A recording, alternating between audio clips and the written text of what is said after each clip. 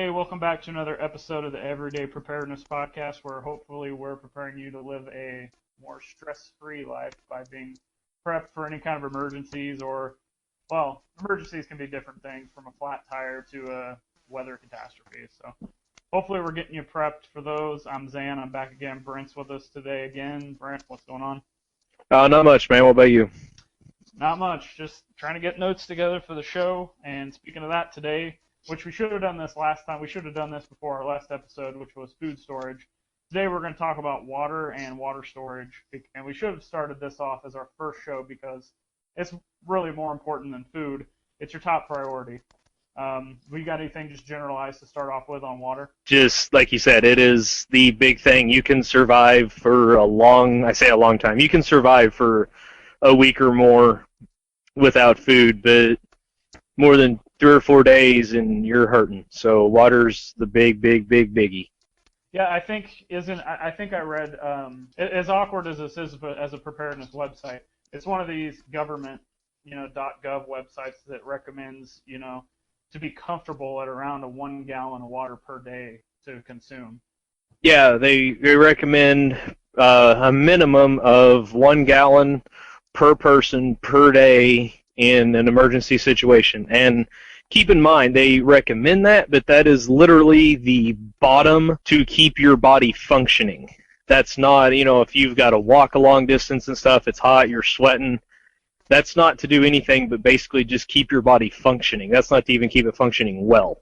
And that's not even counting, extra. That's the water that you should consume to keep your body going. That's not talking about, if you need to wash some dishes, if you need to put some water in your radiator, whatever you need extra water for. That's not taking any of that into consideration. So when you stop and think about that, that's a lot of water. And generally, the only way you're going to have that is if you keep it stored, and that can be, I've been in situations where even a single bottle of water left in my car for months unopened has bailed me out, to having several gallons just thrown in a back room or something when there's been an ice storm or when your pipes froze up or the water just shut off or, there's been a contamination locally, be it minor or major. So we'll just start getting into some storage ideas right off the bat. And again, we're going to try to keep this stuff as cheap and simple as possible because that's the way we like to roll, and that's the way, especially if you're new, this is the way you should be starting out. So easiest thing I can think of right off the bat is bottled water. These things are so easy to store. I carry a bottle of water with me everywhere. I drink a lot of water anyway, but I always have a bottle on me. I've got a few in my car. And then I've got not a lot because there's pros and cons to these, and we'll get into that. But you can buy these cases of bottled water relatively cheap at dollar store, Walmart, Costco, any of those kind of places. They're really, really easy to store. They're essentially going to last you forever. If you were worried about contamination, you could take care of that, which we'll get into that again later. But easy, cheap, easy to store. And the only drawback to them really is sometimes they can leak. The plastic, is very flimsy. So I wouldn't suggest getting thousands of these bottles because it's just not cost effective when you start looking at some other methods. But just as a quick, easy step, bottled water. So what do you have on that? I like bottled water. I always keep some around, a couple cases, like the 24 case at Walmart. Or something. I mean, a lot of times you can buy that for what is it, like $3 or $4 maybe for like 24 the little. Yeah, it's about $4. Yeah. Yeah, and I think it's like 16 ounces or something like that. Usually they're 16 ounce. Yeah. Yeah, those are great. Like you said, it's not cost effective in the long run, but storms coming in, you haven't kept up like you should. You can buy a couple of those, and it works out pretty well for you. The nice thing about those, if you get the ones in the clear plastic bottles, is you can use them for another method I know we're going to talk about later, which is the SODIS method. I don't want to get ahead of anything, but it's a nice way to recycle material and stuff without having to throw it away. Yeah, you're getting the water and another tool to use more water in the same package. Right. All right, so next we'll move on to the gallon jugs, and again, you can buy these at Walmart or they're a little bit harder to find at a convenience store or something, but they're pretty readily available, very cheap, like anywhere between 50 cents and $1. and you get more for your money as far as the storage goes. But they do take up they're harder to store. You know, you can't really stack them. You got to have some kind of shelving, and the plastic is. I think the plastic's a little bit tougher, you know, than the bottled water. So you're going to be able to reuse that a lot more. You got anything to add on the gallons? I kind of disagree with you a little bit on that. In my personal experience, getting like, what is it, like Great Value that Walmart sells or whatever. Yeah, that's the cheap one. I've had, and maybe it's just the cheap one, you know, that's a good possibility. I usually, if I buy the gallon jugs, I keep them in the fridge. That way I don't have to worry about, you know, them getting contaminated or anything. I just leave them in the fridge. It's nice, it's cool, it's cold, it's dark. But I've had those actually leak after a while. Really? And I haven't had that experience with the bottled water. Now, like I said, that could be just because, you know, I usually buy the cheap stuff whenever I go do that. Uh-huh. I would say, personally for me, I would rather spend a little bit extra money and actually get, like, the water cooler jug, like the big, thick, heavy blue plastic one. That's just what I would do for my money. It's quite a bit more expensive. I don't remember what it's going for now. I want to say, what is it, like $10 or $11, I think? That sounds about right, yeah. Now that, I mean, you're getting, you know, a pretty thick jug there and everything. I mean, they're made to be used and reused and all that. But then again, you've got, those suckers are heavy and they are a pain to try to store. So, you know, that's always something to keep in mind too. And that's kind of cool that we had somewhat of a disagreement on this, but, you know, that's why we do the show, for open discussion on these things so everybody can learn. And I haven't had any of those leak, but I'll tell you what I do with mine. You said you put yours in the refrigerator. I put mine in the freezer. So not only are you getting the water storage, but again, if the power goes out or something, I've got a giant block of ice to keep whatever's in the freezer cold, and then I can drink it when it melts. Yeah, well, see, that's actually what I do with the bottles that with the like the 2-liter bottles that I save and I take through the SODIS method. Yeah. Go ahead. I was just going to say, we can get into this later a little bit more detail, but I always like to freeze those for, like you said, I mean, you know, power goes out, now I've got ice. And actually, that's what I was going to get into next is, you know, tap water. It's there's kind of two things on this. You're paying for it anyway, so you might as well take advantage of it, and it's costing you less than, you know, a couple of those packs of water, really. I mean, when you break it down. And a lot of people I know personally do not drink tap water, but you need to be taking advantage of the water that's there, because one of these days it might not be there. And I really don't. I'm going to be hard pressed to believe that these people that go, my tap water is nasty. I only drink filtered, blah blah blah. You know, I really don't think they're going to be saying. Then again, you know, I've been surprised before, but in a true emergency, I think they're going to drink about whatever kind of water they can have that's even somewhat clean.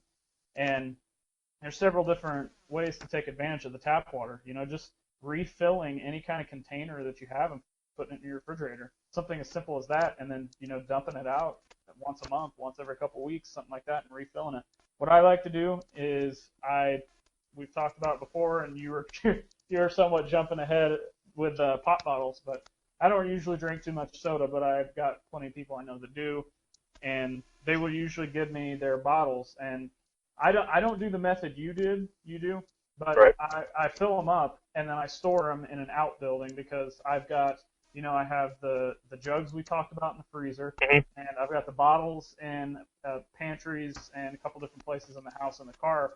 So the bottles take up a lot more room, and I've stacked some of them outside in the building like firewood, and then I've stood them up. They store really easily like that, or if you have milk crates.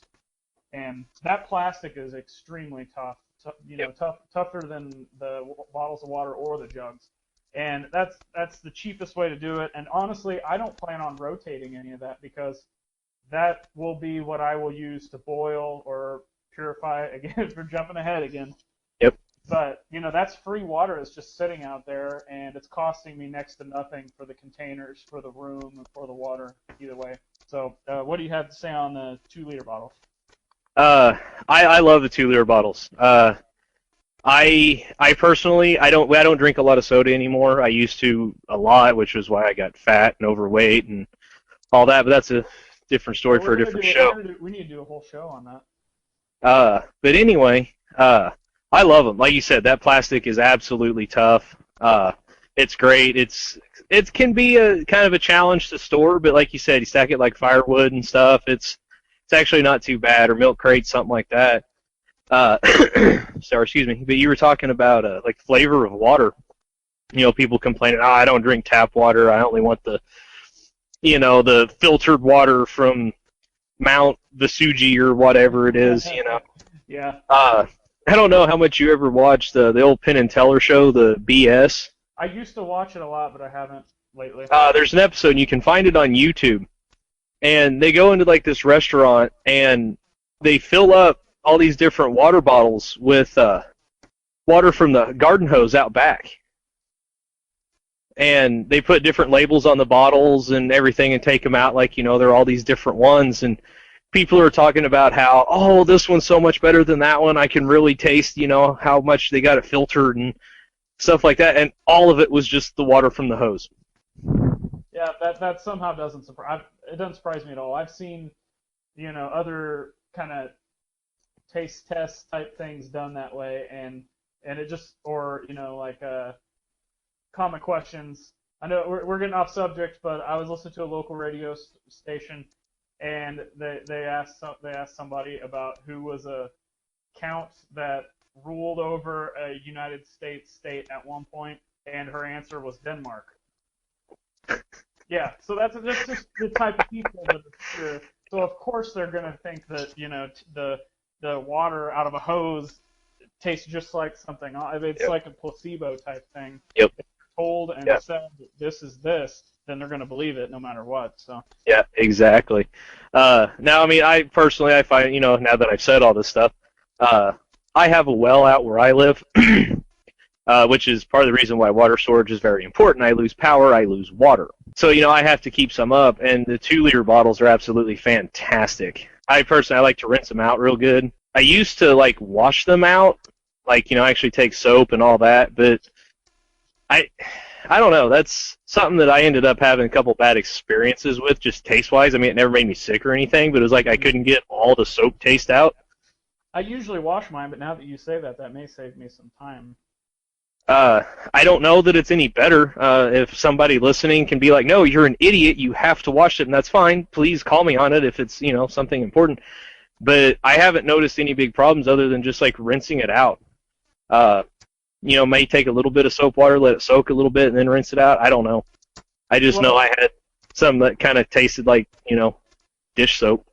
Well, and we can move into that in a minute as far as, just because we're storing all this water, I mean, yeah, the majority of it's going to be to drink, but we'll get into some other functions that require water that maybe the taste doesn't matter. So, last thing on the storage that I've got, and then I'll let you, if you got anything else on it, is there's all different kinds of things you can do and buy to kind of uncharacteristic storage. I don't know the name of them technically, and I know you'll know what I'm talking about, Brent, but they sell them, if a storm's coming, if the power's got potential to go out, you just hook them to your bathtub.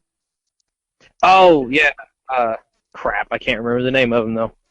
But, I mean, but they're platters, all they are. Yeah, they'll fill up your bathtub with water in this bladder type thing, and they're really not that expensive, but that's, if you're really not going to store any water, but for whatever reason, but that's something you could look at. They make, the collapsible, 3, 4, 5 gallon kind of, you know what I'm talking about.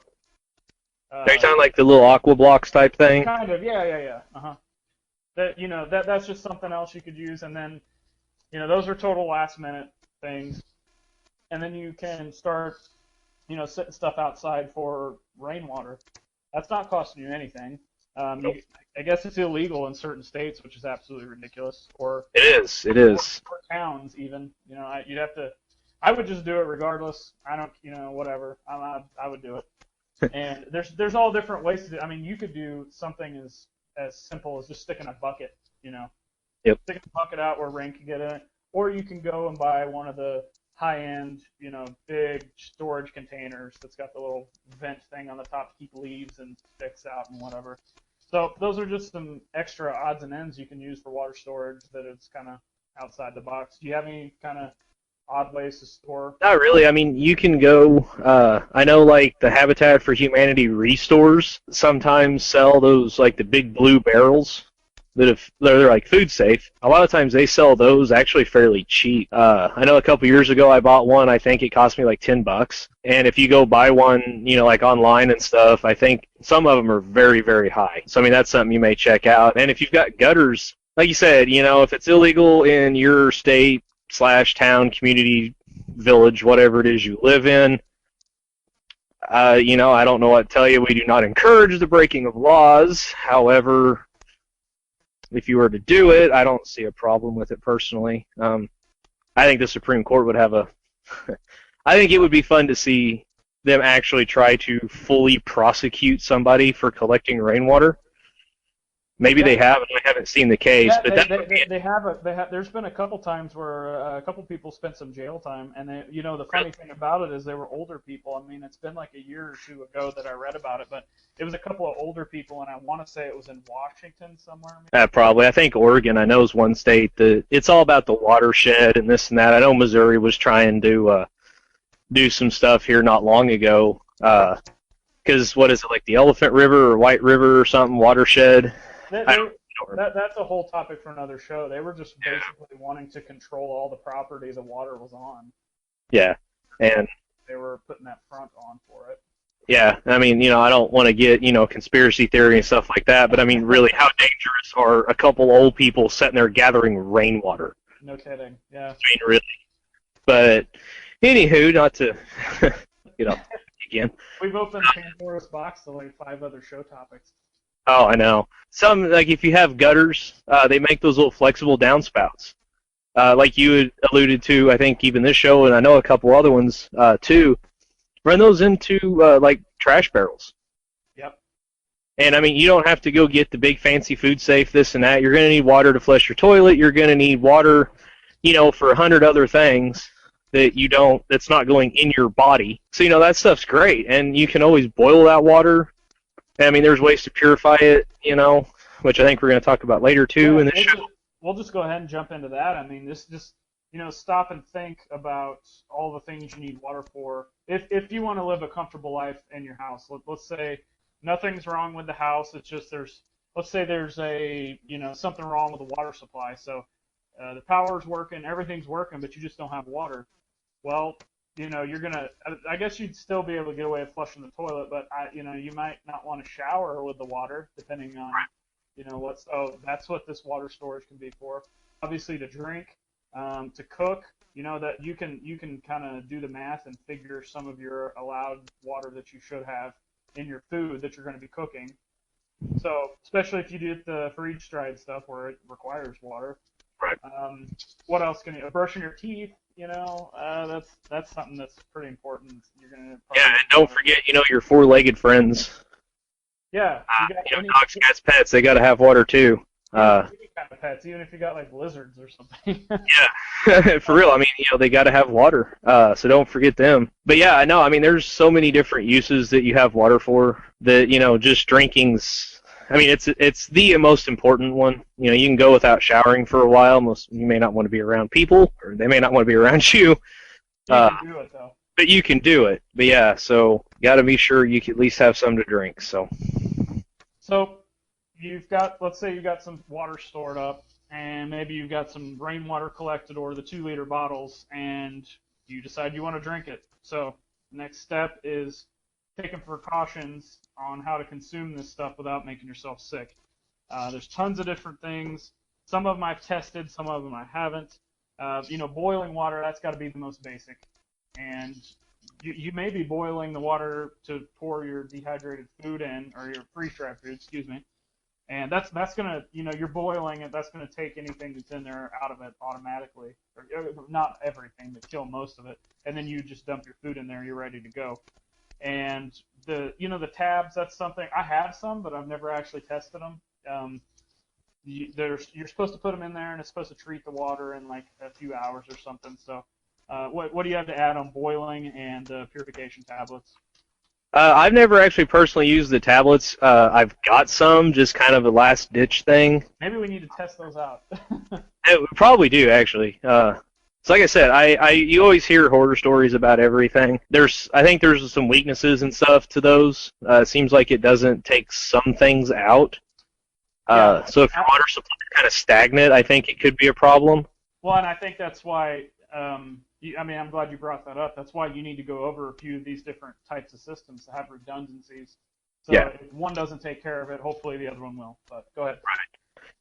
So I mean, that's something to be aware of. Boiling water, to kind of just retread just a little bit. A lot of cities, especially here, I mean, it wasn't but like a month or so ago that some town around here had a boil order.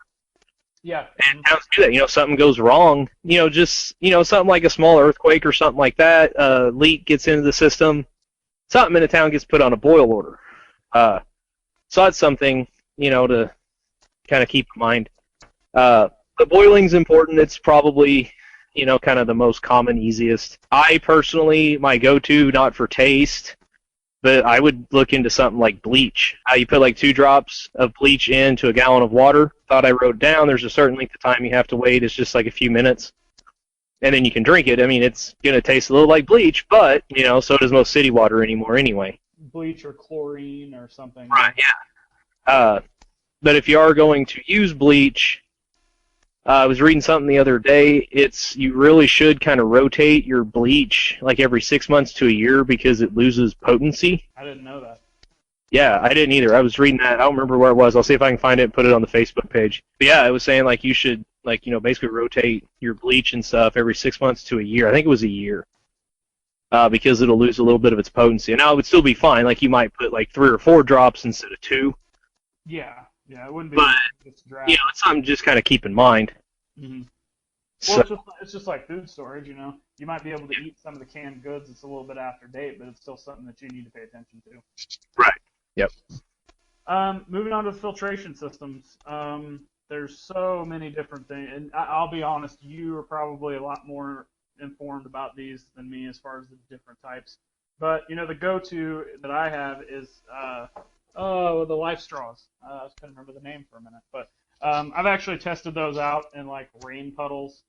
And basically, you just have the straw and you just flip the top on it. It's got the built-in filter, and you can just drink out of any water. And it's tasted fine to me. I didn't have any problems with the taste, or I mean, it was the water was warm at the time, so it's not going to make it cold. It's not that nice. But I didn't get sick. I just took a few drinks. I didn't get sick. I didn't think it tasted bad or anything like that. But I know there's some the bigger systems. If you want to talk a little bit more about that. Well, just the like the life straw. I know we sell the home system. I think it's called like family or home or something like that. That's the one I was talking about. I didn't remember the specs on it. The limitations on the life straw itself, just the personal use one, is it doesn't filter out. You have to look at the store. I can't remember right off, and again, I thought I had it wrote down in my notes. Apparently, I did not. I believe it's the protozoa. That sounds right. And talking to you before about it. Yeah, I believe it's the protozoa that it does not filter out. Now, that's not a big deal usually if you're getting water like rain puddles, like if you're hiking, camping, on the move, stuff like that. But if you're, like pond and kind of stagnant water and stuff like that, it kind of can become an issue. That's where the home system is so much better because it filters out all of that. It's like 99 point and then like 4 nines of your parasites and everything, protozoans, all of that bad stuff. Well, and you also have to take into consideration why are you buying it? Right. You're not going to be buying a life straw, the personal use one. Even if you live by yourself in an apartment, say, you're probably not going to want to survive off a life straw. You might be able to, but you're not going to want to do that. It's more for something to throw in a bag, backpack, get home bag, bug out bag. Just leave it in your car trunk. That's where mine is. It's in there with my bottled water. So. Yep. But yeah, the family system like you're talking about, that's another alternative. Let's say, maybe you don't have much room, and maybe you do live in an apartment. and you have the choice of bottled water or this family filtration system. So that might be something you could buy, and one or the other type thing. Yeah, and I know I'll try to get the video posted to the Facebook page. There's actually a video on a website where it shows the founder of LifeStraw drinking water out of one of the home systems that was literally scooped out of a puddle of manure. Yeah, that's disgusting. I don't know that I want to watch it. And, well, it's not fun to watch, but, that's kind of how, these things are kind of built. I mean, the whole LifeStraw company was designed out of, you got so many countries, especially Africa and stuff, that have basically all their water comes from muddy puddles. Yep. And so, those people have to have water too, so these were kind of designed for those people. And they also have other applications and stuff, which, they've marketed on and everything, and that's great. So, I mean, these things were made to, whenever stuff hits the fan or just emergency situations arise, you could literally, if you had to, go out in a pasture and scoop some water and filter it through here and drink it safely. Well, and it's saying something, too, when the owner of the company is doing it. Yeah, it's like the CEO or something. Like I said, I'll have to see if I can find it. Yeah, it's a legitimate product when that's happening. Oh, yeah. Yeah. And they've actually got, I'll have to see if we can get our hands on it. Last time I looked, it was just a brand new product through LifeStraw, and it's the community. I mean, the thing's like $300 or $400, I think, is what they were selling it for. See if we can get it for resale. But it's made for an entire community. Do you remember the size of it right offhand? It was actually pretty good size. I would say, I don't remember exactly, but I would put it in the neighborhood of probably like a box fan. That's really not too bad, though, considering. Yeah, if you made it all square, the big side is all square, probably 2 foot by 2 foot, and then probably stood about 2 foot or so. But I mean, this thing's made to do I want to say it was some ridiculous number, 75,000 gallons of water or something. Yeah, I mean that if you wanted to just get that, then never buy a single bottle of water, you'd be all right. Yeah. Hey, right offhand, though, I do have a question, and I know I've asked you before, but I can't remember, so I'm sure other people are wondering. Is on the bigger filtration systems, is there a shelf life on those? No. On the LifeStraw products, there are not. Yeah, so realistically, again, if you're strapped for space in your living area, that might be the better option. Because, I mean, let's think about it. What did you say, 2 by 2 by 2? Yeah, it's something it'd be ish, somewhere around. So if you put that in perspective, that's only a couple of cases of water. Yeah. So that might be an even better option for almost everyone, actually. And like I said, it's a little, I don't know if we can get our hands on it to sell. If we can't, I go buy it somewhere else. If that's what, you think you need, by all means, go and God bless you. Yeah. Just because we have it doesn't mean you don't need to go get it. Exactly. Like I said, it was a little bit cost prohibitive just because I think it was $300 or $400. Mm-hmm. But like I said, I mean, in the long run, like I said, it was some ridiculous amount of water, 75,000 gallons or something. Mm-hmm. So in the long run, it's actually not too bad. I just know the one-time purchase, $300, it's something I can't do very often. Have you actually ever I'll be honest, I know what we're talking about and I know what they do, but I haven't actually seen them in action. So do you just pour the water and then is there a spigot that drains out the bottom after it goes through the system? Yeah. It's been a little bit since I've looked. It's still something that's pretty easy to use though. Oh yeah, it's not something that you need to have a degree from MIT to operate by any. And see, that's one thing I have, one problem I have, and maybe you can either speak for yourself or agree. A lot of these filtration systems that are being advertised, especially towards the prepper end of it, they're way overpriced. It looks like you're putting together a car engine, and right. all these pieces you have to replace every so often. Whereas this, it sounds like you buy it and you're ready to go. Right. Well, see, a lot of those gravity type filters use activated charcoal. Yeah. enough to actually filter. And if I remember right, that stuff's only good for like 5 years. And like you said, you're looking around like basically what amounts to about 3 or 4, 5-gallon buckets of stuff, and trying to set them up and attach them and all this and that. So even the small pocket-sized ones, like I'm just not a fan of those, because that's just that much more crap you got to carry and that much more time you got to take. Whereas you could just take the life straw, put it in something and drink it.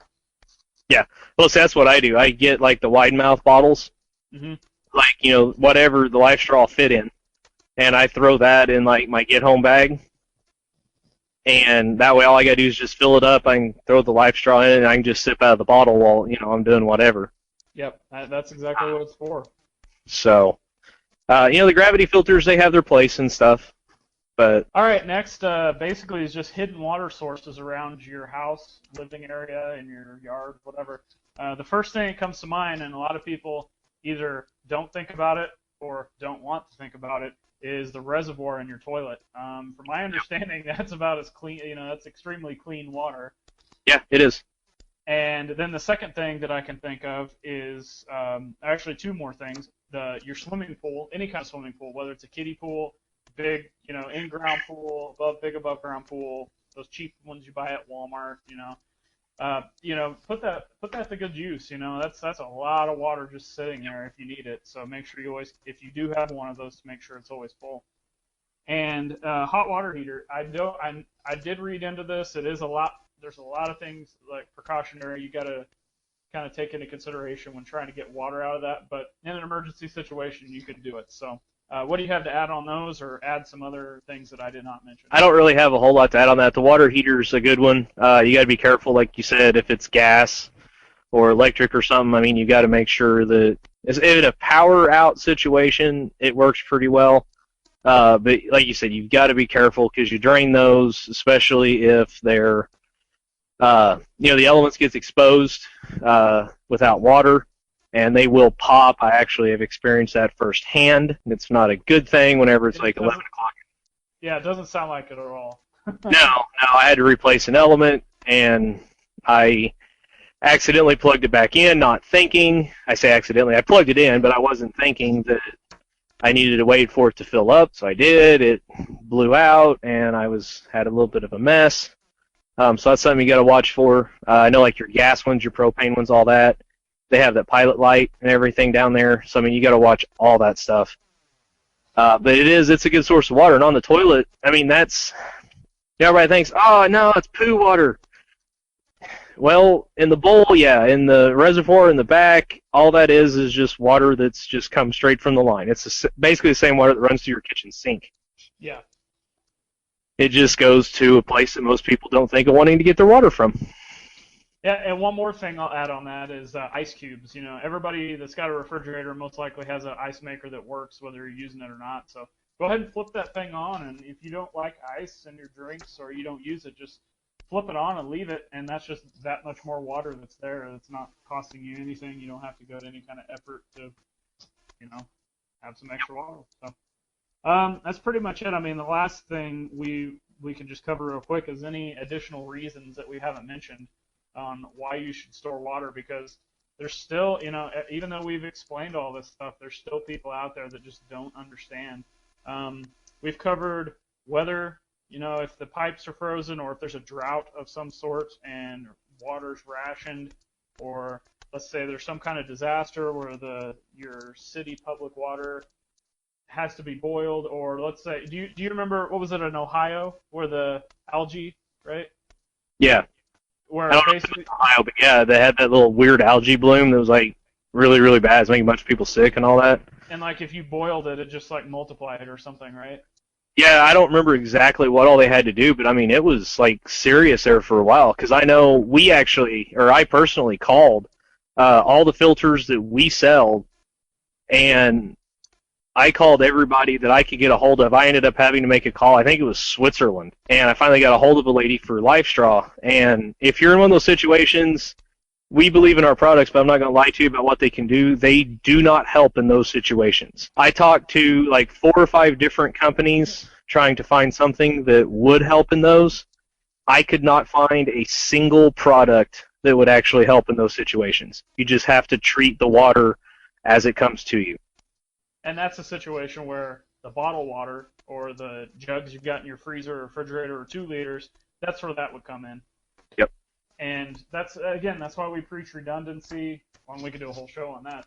Yep. Redundancy on everything you're preparing. Have 2, 3, 4, 5 different ways to do things. One more thing, I totally forgot about this.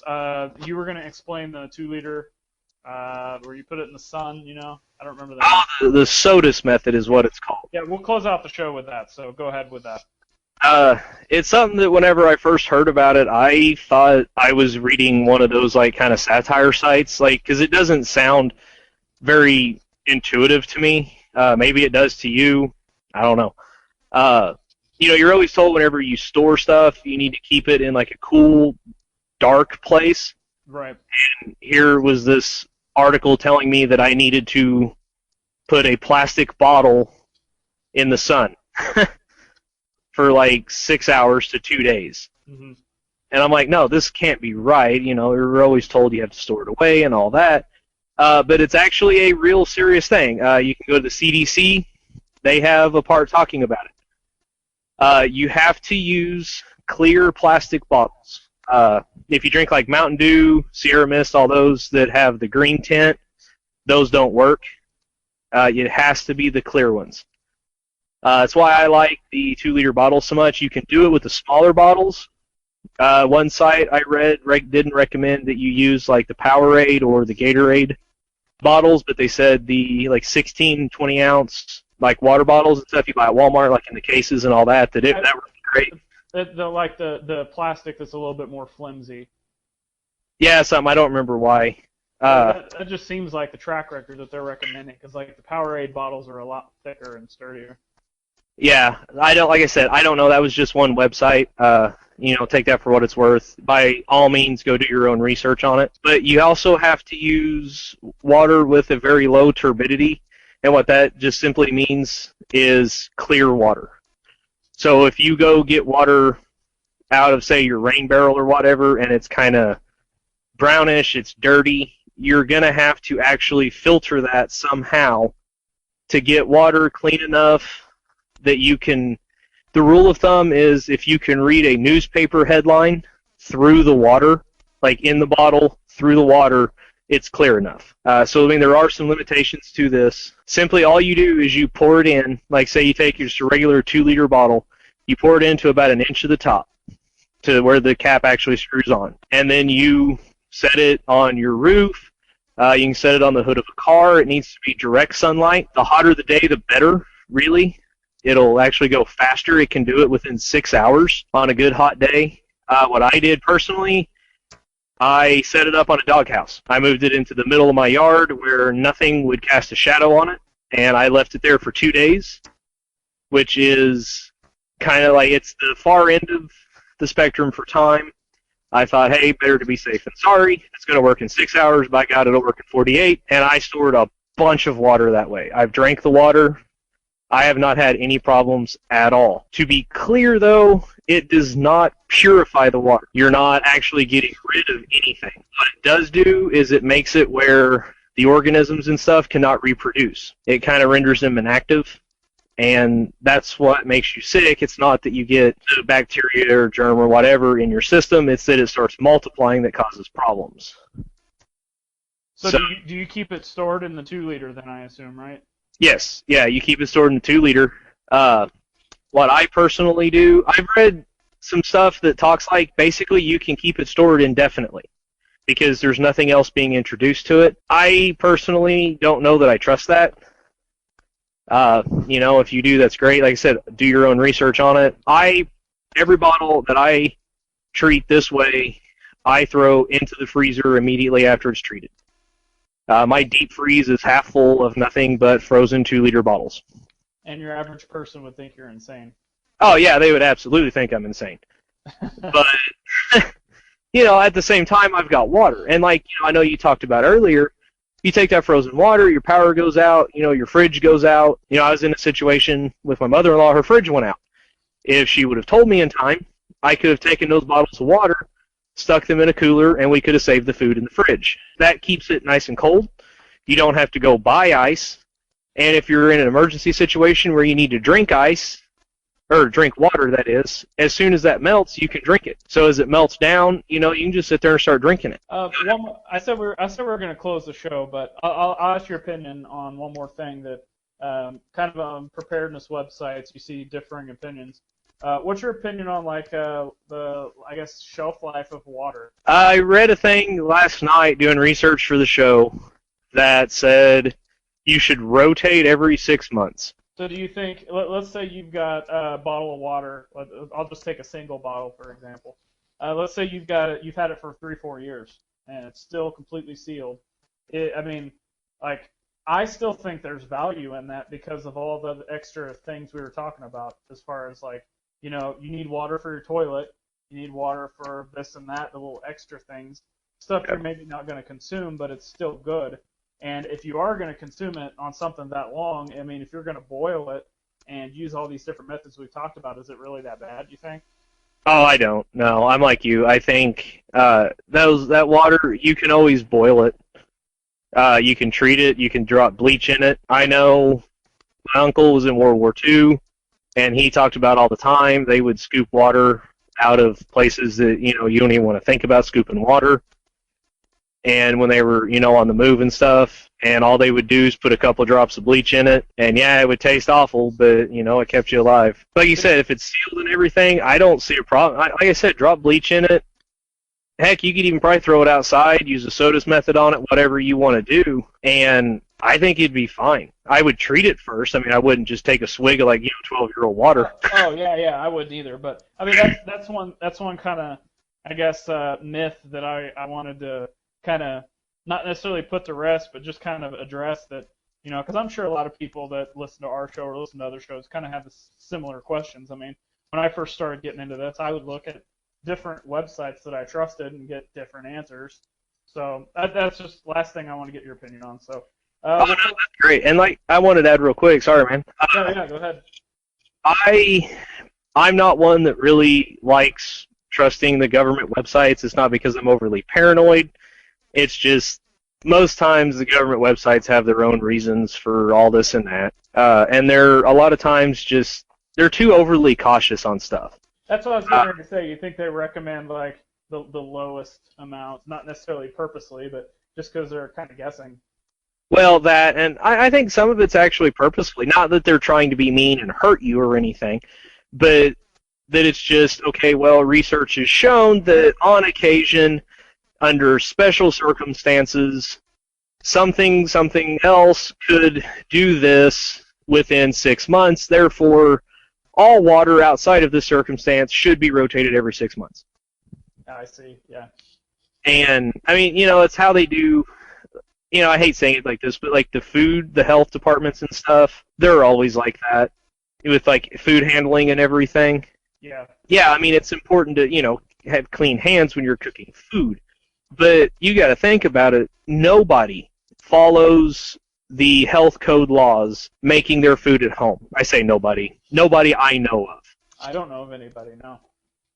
And how many people are getting just, deathly ill from all these horrible, horrible things that they say will happen if you don't do it specifically like they say. Yeah, right. And I think the water's the same way. Now, that being said, I think the website, the ready.gov, the CDC, and some of those actually has some pretty good information on them about kind of how to get prepared, just some basic general guidelines that if you're completely clueless, you think we're just completely full of crap, at least go and check those out. I know it's weird because you'll hear reports and stuff in the news, and I don't want to really get political and conspiracy theory but you'll hear reports where they're like, turn in preppers and, people who prepare and all this and that. They're weird, crazy people. And then, the next commercial on the radio is, I heard one today. It was, you never know when today is the day before or something like that. Yeah. It's a great point. So it's like, okay. Well, which is it? But yeah, even the government tells you need to be prepared for at least 72 hours. Yeah. That's roughly, I would roughly plan on about 12 gallons of water. That's really not that much. but that'll give you more than you need, and if you need to stretch it, that's great. But I would go and check, at the very least, the CDC's website and ready.gov, because they have checklists and all that stuff there, and it's pretty good and easy stuff to use. That's a great place to start. Then if you think we're full of crap, like you said, go check them out, get that checklist, and then as you're building that checklist, come back and keep listening to us, and maybe we'll add something that they don't have. So. Yeah, and honestly, if we are nothing if not wanting to be honest. Yeah. And so if they say something completely, contrary to what we say, send us a message. Tell us. Be like, hey, because, we're in this lifestyle too. We are trying to get ourselves and our families and our communities ready to handle any emergency. So if we're doing something wrong or saying something wrong that could possibly endanger somebody in an emergency situation, by all means, correct us so we can correct it and actually try to get that information out. Right. And speaking of that, as we're closing the show out for real this time, check us out on Facebook. Where we need as much. What we just said is we're trying to build. Help your family, help your friends, help your community. As much as I hate Facebook for so many different reasons, there's no better way than to share information and share our information, share any ideas we have, you have, anybody, about just getting people in the know. Even if all you're doing is getting the idea in their head. Maybe they're not going to run out and get a bunch of water, but maybe they'll, take a second to actually think about it. So any kind of help we could get, spread the word on Facebook. We're also on Twitter, and hit us up with an email. Best place to find all this information is in our contact section on our website, everydaypreparedness.net. And spread the word, help us out, and if you got any questions, let us know. Brent, you got anything to add? Yeah, I was going to add, I know me and you have talked about this. We haven't said it on a show. We're actually looking at doing some specials thing, just trying to help get, the message out, kind of help promote us and everything. So pay attention to Facebook. Like I said, we're going to be doing some giveaways. We've got a couple new products that we're in, kind of the planning and stage on. So. Some of them they're all legitimate products, but some are fun. And yeah, some of it's just for fun. Some of it's serious, but yeah, right. Like I said, we're going to be doing some giveaways and stuff on the Facebook page. We'll probably link that to the Twitter and stuff too. I don't know. We haven't fully planned everything out yet, but that is something we're planning on this year to try to help get the word out and everything. So be sure to like us on Facebook and, keep an eye on the page and add stuff and share stuff. If you find some information that's like, oh man, this is great, by all means, share it to the Facebook page. It's set so anybody can share anything. As long as we're not being spammed with stupid stuff, we're going to keep it that way. And if nothing else, you can email us. And any kind, anything that would involve preparedness, whether it's the basics, the basics of the basics, all the way up to the crazy, conspiracy theorist stuff. We might not necessarily agree with it, but if that's what you feel like sharing, there might be a little bit of truth to it, whatever. But yeah, you can spam with a little bit of that, but don't spam me with like the latest, Katy Perry album that's coming out or something. Yeah, that, and I don't need the free sneakers from Uzbekistan if I click your page 100 times or something. Yeah, a Nigerian prince does not want to give me, half of the country. So. All right, with that, we'll close out. Thanks for listening, and we'll have, we're still focusing on the basic four core preparedness, and we'll get into one of those next time. I don't know what we'll do yet. Just kind of like last time, we didn't know we were doing water until today. So with that, tune in until next time. Check out the Facebook page. Check out Twitter. See ya. Stay safe.